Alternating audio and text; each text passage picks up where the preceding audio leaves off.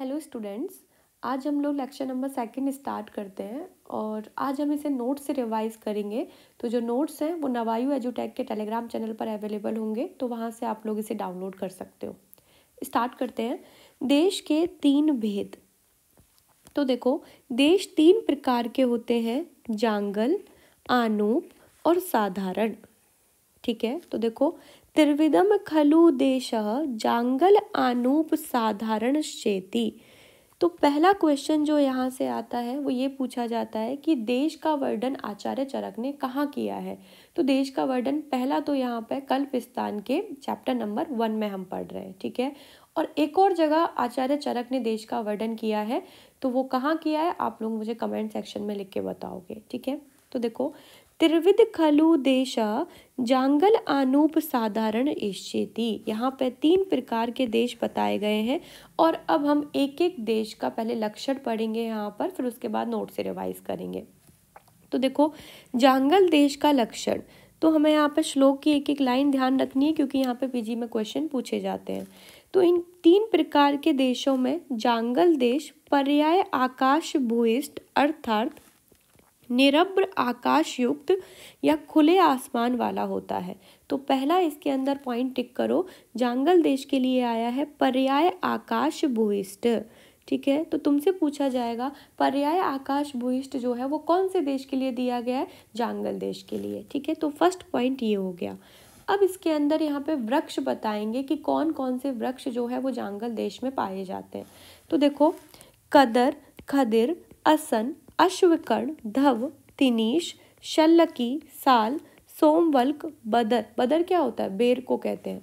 तिंदुक, अश्वत्थ, what और आमलकी, इनके one जो हैं वो जांगल देश में पाए जाते हैं। तो यहाँ पर हमने जांगल देश में जो किस प्रकार के वृक्ष मिलते हैं वो हमने देख लिए, तो तुम्हें ये रीड करना है, पूछा जाता है। उसके बाद देखो, एक इम्पॉर्टेंट पॉइंट आता है, अनेक शमी ककुब शिशंपा प्राय, कि जांगल देश में अनेक यानी कि बहुत सारे शमी के वृक्ष, ककुब यानी कि अर्जुन के वृक्ष और शिशंपा के वृक्ष जो हैं वो पाए जाते हैं। तो देखो, एक बार इसकी हिंदी पढ़ते हैं। कदर, खदिर, असन, अश्वकर्ण, तिनीश, सलई, साल, सोमवल्क, बेर, तिंदुक, पीपल मतलब अश्वत्थ, वट और आमलकी के पेड़ों का सघन वन होता है। इसमें इम्पॉर्टेंट है शमी अर्जुन यानी कि ककुब और शिशंपा यानी कि शीशम के पेड़ जो हैं वो सबसे ज़्यादा अत्यधिक पाए जाते हैं। तो तुमसे क्वेश्चन पूछेगा यहाँ पे कि जांगल देश में सबसे ज़्यादा अत्यधिक वृक्ष किसके पाए जाते हैं, और वहाँ पे ऑल ऑफ द एबव वाला क्वेश्चन देगा। 1, 2, 3 ऑप्शन ये और 4th ऑप्शन होगा ऑल ऑफ द एबव, तो तुम्हें टिक करके आना है 4th ऑप्शन। ठीक है, अब देखो, इस देश के लिए स्थिर एवं शुष्क तरुण पेड़ वायु के प्रबल वेग से कपाए जाने के कारण नाचते हुए दिखाई देते हैं। ठीक है, तो यहाँ पे बहुत ज़्यादा आंधियाँ चलती हैं और इसकी वजह से क्या होता है कि वायु की वजह से पेड़ जो है वो आंधी की वजह से हिलते हुए दिखाई देंगे। यहाँ मृग मरीचिका दिखलाई पड़ती है, और ये है यहाँ का बहुत ही इंपॉर्टेंट क्वेश्चन, पूछा जाता है मृग मरीचिका कहाँ दिखाई होती है, कौन से देश में मृग मरीचिका के बारे में बताया गया है। तो पहले श्लोक में टिक करो, प्रतत मृग तृष्णिका। ठीक है, तो ये एक इम्पॉर्टेंट क्वेश्चन है। तो मृग मरीचिका होता क्या है बच्चों, जब हम लोग रिफ्रैक्शन पढ़ते थे फिजिक्स के अंदर तो वहाँ हमने मिराज फॉर्मेशन पढ़ा था। ठीक है, तो मुझे कमेंट सेक्शन में बताना कि मिराज फॉर्मेशन क्या होता है। ठीक है, तो मिराज फॉर्मेशन के अंदर वहाँ पे जब सनलाइट डिफरेंट टेम्परेचर की लाइट से रिफ्रैक्ट होकर आती थी तो वहाँ एक इल्यूजन टाइप का एक फॉर्मेशन होता था, जो हमें लगता था कि वहाँ पर पानी जैसा वो दिखता था। ठीक है, तो वही यहाँ पे मिराज फॉर्मेशन के लिए आया है कि यहाँ पे मृग तृष्णिका जो है वो बनती हुई दिखाई पड़ती है। तो एक इम्पॉर्टेंट पॉइंट ये हो गया। उसके बाद देखो, यह देश तनु खर परुष सिक्ता शर्करा, शर्करा मतलब कंकड़ से भरा हुआ रहता है। उसके बाद देखो, यहाँ पे लावा तीतर चकोर इस देश में भ्रमण करते हैं। तो अब यहाँ पे पक्षियों के बारे में बता रहे हैं कि जांगल देश में कौन कौन से पक्षी मिलते हैं। तो लावा तीतर चकोर नाम के पक्षी जो हैं वो अनुचरित मतलब इधर उधर भ्रमण करते रहते हैं। इम्पॉर्टेंट पॉइंट, यहाँ से टिक करना। वात पित्त दोष की प्रधानता इस देश में होती है। तो तुमसे पूछेगा बताओ जांगल देश में जो लोग रहते हैं उनमें किस दोष की प्रधानता रहती है, तो वात पित्त बहुला, मतलब वात और पित्त की प्रधानता रहती है। तो श्लोक में टिक करो वात पित्त बहुलम, ठीक है। उसके बाद देखो अब यहाँ पे बताएगा इस देश में जो मनुष्य रहते हैं वो कैसे दिखते हैं। तो मनुष्य इस देश में होते हैं वे स्थिर और कठिन शरीर वाले होते हैं। अच्छा, अर्थात जांगल देश खुला हुआ होता है। तो टिक करो स्थिर कठिन मनुष्य प्रायो, कि मनुष्य जो होते हैं वो स्थिर और कठिन शरीर वाले होते हैं। और उनमें कौन से दोष की प्रधानता रहती है, वात और पित्त की प्रधानता रहती है। ठीक है बच्चों, अब इसके अंदर देखो हिंदी पढ़नी है।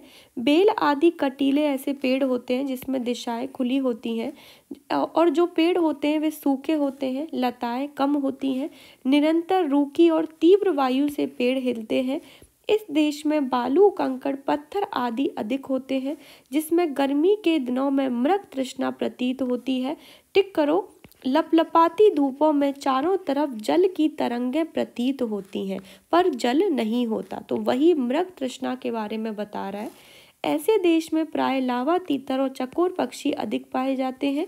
इनमें उत्पन्न होने वाले मनुष्य वात पित्त प्रकृति तथा वात पित्त जन्य रोगों से पीड़ित रहते हैं। ठीक है बच्चों, तो ये हमने पढ़ लिया जांगल देश के बारे में। अब हम इसे पहले नोट से एक बार पढ़ाती हूँ, फिर तुम्हें और अच्छे से याद हो गए।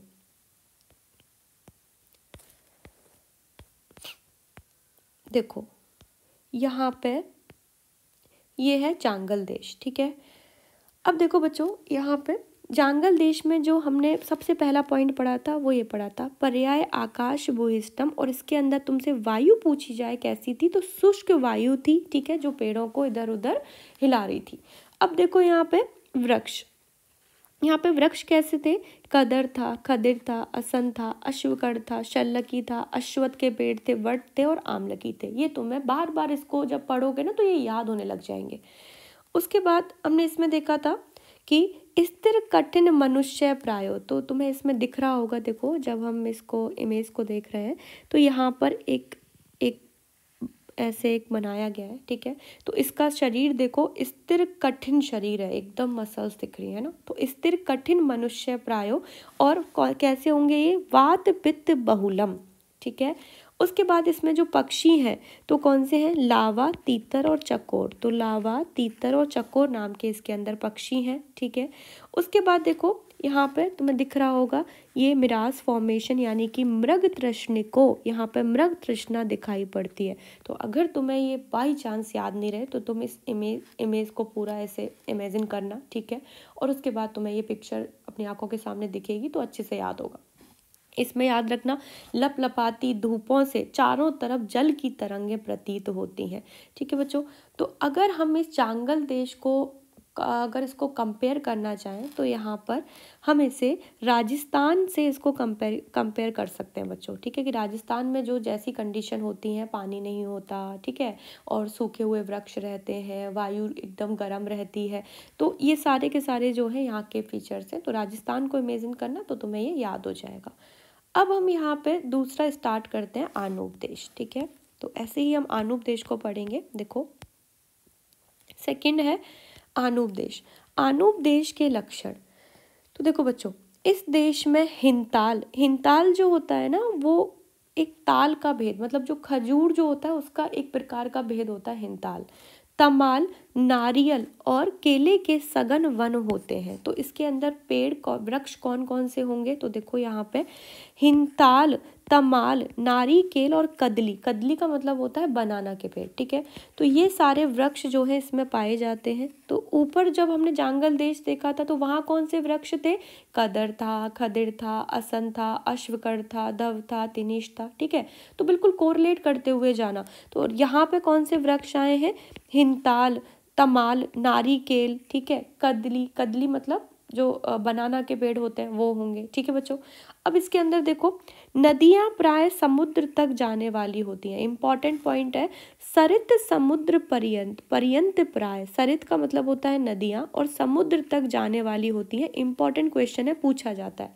वहां पर हमने क्या देखा था, पर्याय आकाश भूइष्टम, है ना, वहां तो जल नहीं था, और यहाँ पे जो नदियां हैं वो समुद्र तक जाने वाली होंगी। टिक करना, शिशिर पवनम बहुलम, और जो वहाँ की वायु होगी वो कैसी होगी, ठंडी वायु होगी, शिशिर वायु होगी। वहां पे कैसी थी, शुष्क वायु थी, ठीक है। फिर देखो बच्चों, तो हिंदी पढ़ते हैं।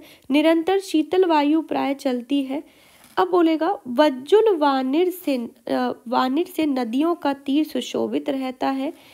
पर्वत और कुंजों से ये देश युक्त होता है, बहुत सारे पर्वत और एकदम अच्छा सा दिखेगा, ठीक है।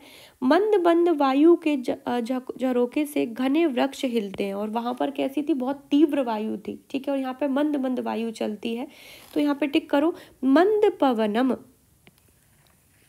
ये टिक करो। उसके बाद देखो घने जंगलों वाली ये भूमि पुष्पों वाली अनेक वन राज्यों से युक्त होती है। तो यहाँ पर बहुत सारे क्या दिखेंगे बच्चों, यहाँ पे अनेक वन राज्य और पुष्पित वन यहाँ पर दिखेंगे, ठीक है। फिर देखो पुष्पों वाले लता निकुंजन समूह घने जंगल के बीच में प्राय देखे जाते हैं।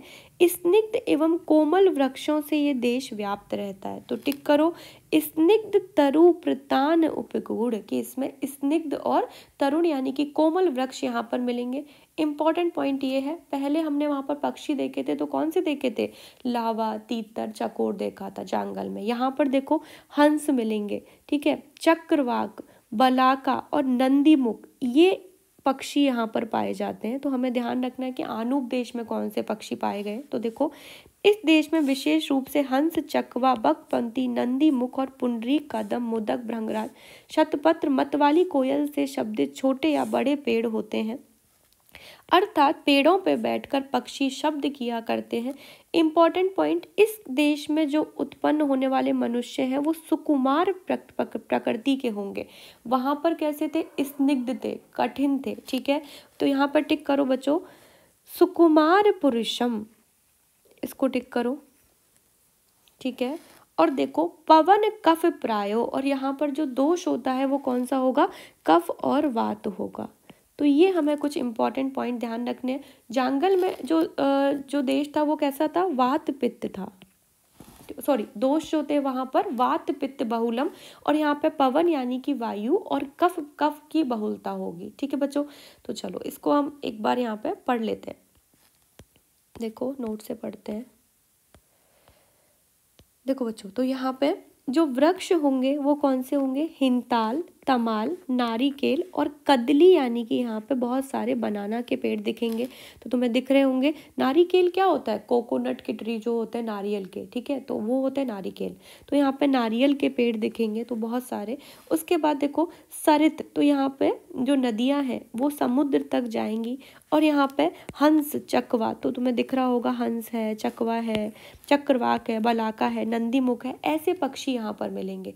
जब पिक्चर के थ्रू हम पढ़ते हैं ना बच्चों, तो हमें इमेजिनेशन अच्छा होता है। अगर इन केस तुम भूल भी जाते हो पीजी के एग्जाम में, तो तुम्हें पिक्चर तो याद आएगी कि हाँ वहाँ पर हमें हंस बताया था, ठीक है, चक्रवाक बताया था, ठीक है। अब देखो यहाँ पे जो व्यक्ति रहेंगे वो कैसे रहेंगे, सुकुमार पुरुष होंगे, सुकुमार प्रकृति के होंगे। एक पॉइंट यहाँ पे ऐड कर लेना कि यहाँ पे वात और कफ प्रकृति वाले होते हैं, ठीक है, ये ऐड कर लेना। उसके बाद यहाँ पे जो वायु चलती है वो मंद पवन वायु चलती है। तो ये हमने यहाँ पे आनूप देश के बारे में देख लिया। और जो साधारण देश होगा वो दोनों का मिक्स करके होगा, उसमें दोनों का, जांगल का और आनूप का मिक्स आएगा, ठीक है बच्चों। तो चलो अब आगे पढ़ते हैं। तो देखो साधारण देश का लक्षण, इस देश में जांगल तथा आनूप देश में रहने वाली लताएं, वनस्पतियां, वानस्पत्य वृक्ष, पक्षी और मृगगण होते हैं। इस देश में उत्पन्न होने वाले पुरुष स्थिर, सुकुमार, बल, वर्ण, सहनन से युक्त होते हैं। तो दोनों मिक्स हो जाएगा। उन दोनों देशों में होने वाले गुण समान रूप से प्राप्त होते हैं, ठीक है। अब आगे पढ़ते हैं। देखो प्रशस्त औषधियों के लक्षण, मतलब जो औषधियाँ प्रशस्त होती हैं जिसमें सारे गुण पाए जाते हैं, उनके क्या लक्षण होंगे। तो मैं जहाँ टिक कर रहा हूँ वहीं टिक करना है, बाकी सिर्फ हिंदी रीड करनी है। जांगल या साधारण देश में यही यथा समय शीत धूप वायु जल से युक्त हो, भूमि समतल पवित्र और दक्षिण भाग में जलाशय जलागार नदी आदि से युक्त हो, शमशान चैत्य देवागार यजनागार सभागृह छेद वाली जमीन उपवन बाबी आदि से रहित हो, कुश और रोहित घास जहाँ बिछी हो, स्निग्ध मधुर काली मिट्टी हो, पीली सोने के वर्ण के समान मधुर मिट्टी हो, जहाँ हल ना चलाया गया हो, जहाँ कोई अन्य बड़ा पेड़ ना हो, ऐसी भूमि से उत्पन्न औषधियाँ प्रशस्त मानी जाती हैं। तो तुम्हें यहाँ पर बच्चों 2 पॉइंट टिक करने हैं। पहला, यहाँ पे दक्षिण भाग में हो, तुमसे पूछा जाएगा कौन से भाग में, दक्षिण भाग में, तो टिक करो प्रादक्षिणो। ठीक है, मतलब जो उदक है, मतलब जो जलाशय है वो कहाँ पर होना चाहिए, दक्षिण भाग में होना चाहिए। तो उदक जो पानी है वो दक्षिण भाग में हो। ठीक है, ये एक इम्पॉर्टेंट पॉइंट है, इसको टिक करो। और यहाँ पे पूछा जाएगा कौन सी घास, तो कुश और रोहिस घास। ठीक है, तो कुश और रोहिस घास वहाँ पर होनी चाहिए। ठीक है बच्चों, तो इसमें सिर्फ 2 पॉइंट तुम्हें टिक करना है, बाकी कुछ भी टिक नहीं करना। अब यहाँ पर संग्रहण की गई औषधियों की संग्रह विधि बताएगा, और ये एक बहुत ही इंपॉर्टेंट पॉइंट है इस चैप्टर का। यहाँ से क्वेश्चन बहुत अच्छे पूछे जाते हैं और कंफ्यूजिंग क्वेश्चन होते हैं बच्चों। यहाँ पर हम 3 आचार्यों का पढ़ेंगे एक साथ। ठीक है, तो मैं तुम्हें लिखवाऊंगी, नोट्स बनवाऊंगी। देखो, संग्रहणीय औषध या औषधियों की संग्रह विधि। ठीक है, इसमें देखो इन उत्तम संग्रह, मतलब हमने औषधियाँ देख ली कि कैसी बेस्ट औषधियाँ जो है वो हमें कौन सी जगहों पे मिलेंगी, कैसी जगह वो होनी चाहिए। अब हम देखेंगे कि हम उसको कलेक्शन ऑफ, मतलब मेथड ऑफ कलेक्शन, कि हम उसको कलेक्ट कैसे करेंगे, क्या उसका प्रोसेस होना चाहिए। ठीक है, तो इस उत्तम संग्रह करने योग्य द्रव्यों में जो भी द्रव्य अपने समुचित समय पर उत्पन्न हुए हो, मतलब जब उसमें रस गुण वीर्य विपाक सारे पूरे पर्याप्त हो गए हो, पूरा उनका समुचित समय हो, उनका फेवरेबल कंडीशन हो उस टाइम पे, अर्थात जिस औसत द्रव्य का उत्पन्न होने का जो समय है उसी में वह उत्पन्न हुई हो, जिन द्रव्यों का प्रमाण रस वीर्य गंध पूर्ण रूप से उपस्थित हो। ठीक है, जिस औषधि के अकाल आतप अग्नि जल वायु कृमि आदि के प्रभाव से गंध वर्ण रस स्पर्श प्रभाव नष्ट न हुए हों, उत्तम दिशा में उत्पन्न होने वाली औषधियों की। अब यहाँ से आता है बच्चों एक इम्पॉर्टेंट पॉइंट, देखो टिक करना, नूतन शाखा और पत्रों का वसंत ऋतु में। अब ऋतुओं के अनुसार बताएगा कि तुम्हें कौन कौन से पार्ट को किस किस सीजन में कलेक्ट करना है। तो बोल रहा है कि नूतन शाखा, जो नई नई शाखाएं हैं, और पत्र हैं, उनको कलेक्ट करना है वसंत ऋतु में, पहला पॉइंट। ठीक है, तो हम देख लेते हैं श्लोक में, तेषाम शाखा पलाश, पलाश मतलब होता है पत्ते।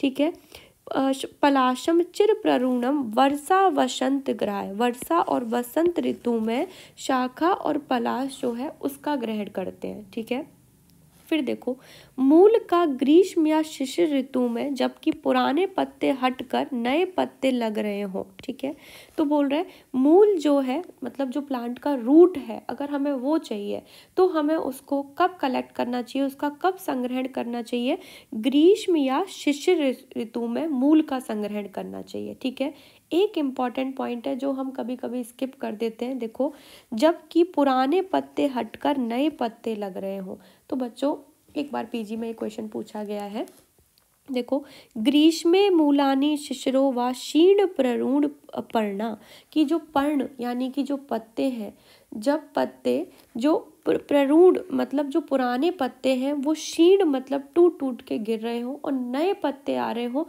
तब तुम किस पार्ट का संग्रहण करोगे। तो यहाँ पर अब आंसर आएगा मूल। ठीक है, कि मूल का करेंगे, और कौन सी ऋतु में करोगे, तो ग्रीष्म या शिशिर ऋतु में। तो तुमसे क्वेश्चन कैसे भी पूछा जा सकता है। पहला क्वेश्चन जो यहाँ से आ सकता है, मूल का संग्रहण हम किस ऋतु में करते हैं, तो ग्रीष्म और शिशिर ऋतु में करते हैं, ठीक है। या फिर ग्रीष्म और शिशिर ऋतु में हम कौन से पार्ट का संग्रहण करते हैं, तो मूल का करते हैं। या फिर एक क्वेश्चन जो मैंने पहले बताया कि जब पुराने पत्ते हटकर नए पत्ते लग रहे हों तब हम किसका संग्रहण करेंगे, तो हिंदी से भी पूछा जा सकता है और तुम्हें ये श्लोक से भी क्वेश्चन पूछा जा सकता है। तो पीजी में श्लोक से क्वेश्चन आया था, ठीक है बच्चों। अब देखो बोल रहे हैं कि शरद ऋतु में किसका संग्रहण करेंगे, त्वक, कंद और क्षीर का। मतलब त्वक यानी कि जो बार्क होती है, कंद होता है और क्षीर, ठीक है, जो मिल्क की सिक्रेशन जिन ट्रीज से होता है उसका, ठीक है। तो क्षीर का शरद ऋतु में हम संग्रहण करते हैं। उसके बाद देखो पुष्प और फलों का, फूल और पत्तों का ऋतु के अनुसार और सारों का हेमंत ऋतु में करना चाहिए। तो बोल रहा है हेमंत सार यानी कि जो प्लांट का एक्सट्रैक्ट है, जो सार है, उसका संग्रहण कब करना है बच्चों, हेमंत ऋतु में करना है।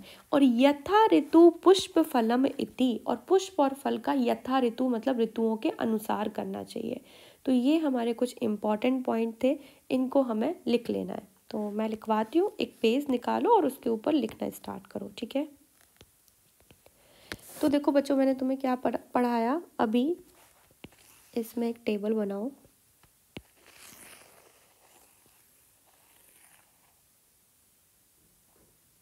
ठीक है, जिसके अंदर पहला लिखो चरक।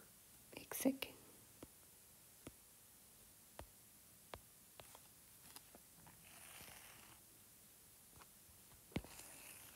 ठीक है बच्चों।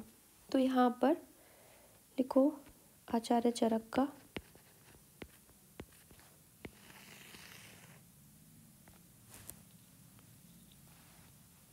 कि नूतन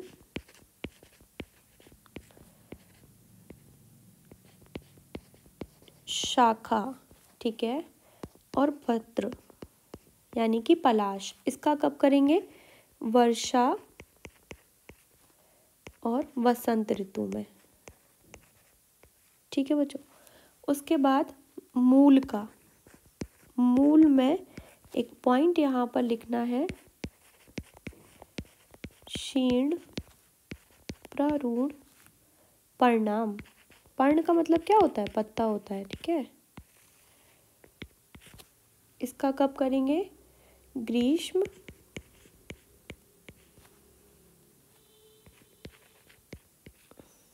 और शिशिर ऋतु में, ठीक है। उसके बाद क्षीर, कंद और त्वक, इसका कब करेंगे, शरद ऋतु में।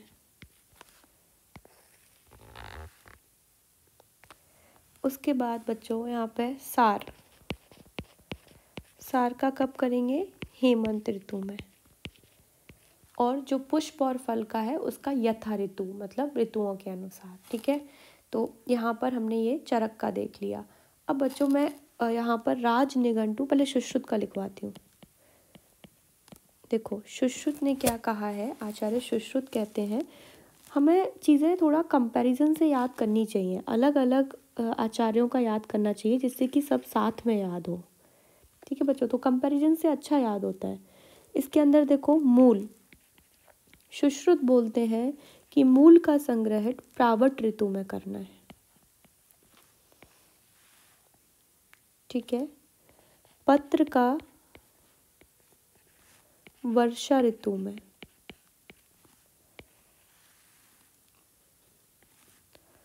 त्वक का शरद ऋतु में, क्षीर का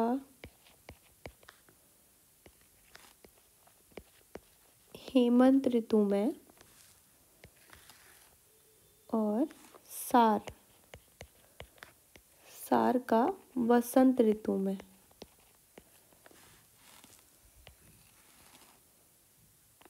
और फल का ग्रीष्म ऋतु में। इसे अपनी बुक में लिख लेना, ठीक है, स्टिकी नोट्स लगा के और इसको बना लेना। तो ये हमने आचार्य चरक और आचार्य सुश्रुत का देख लिया। अब मैं तुम्हें आचार्य राजनिघंटु का बताती हूँ, ठीक है। तो जब हम महाप्रकाश पढ़ेंगे तो वहाँ मैं तुम्हें इसको पढ़ाऊँगी, लेकिन अभी तुम यहाँ पे लिख लो इसको, जिससे तुम्हें ये सारा याद हो जाए। देखो बच्चों, ठीक है, तो इसके अंदर लिखो